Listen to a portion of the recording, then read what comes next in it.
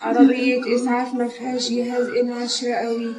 يا كفرة، يا كفرة ابني لو كان طلع من أول دقيقة كان اتلحق وعاش.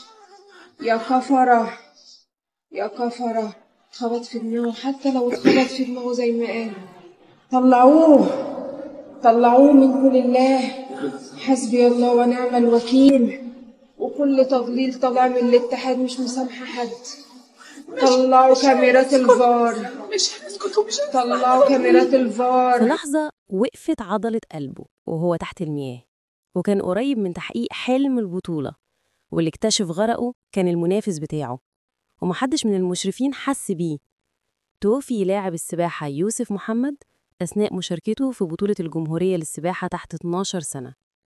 يوسف كان بيطير في المية، وكل خطوة بتقربه من حلمه، ولما قرب من خط النهاية كان في المركز التاني، بيقاتل وبيحاول وبيحلم. لكن فجأة اتحول المشهد من منافسة للحظة بلونها الموت. يوسف اختفى تحت المية، مفيش صرخة، مفيش استغاثة. اللي لاحظ اللي رأه كان منافسه، طفل زيه، وهو أول واحد شاف إن يوسف مش بيطلع. لكن المشرفين محدش حس بحاجة. المنقذين جريوا، طلعوه بسرعة، والكل ماسك في أمل ضعيف إنه يرجع. وصل المستشفى، والأطباء حاولوا 4 مرات يفوقوا قلبه، لكن عضلة القلب كانت خلاص سابت الدنيا ودقت سكتت. وتقرير الطبي أكد الوفاة نتيجة توقف عضلة القلب. الخبر وقع على الناس زي الصاعقة. طفل طالع يحلم رجع ساكن في كفن أبيض.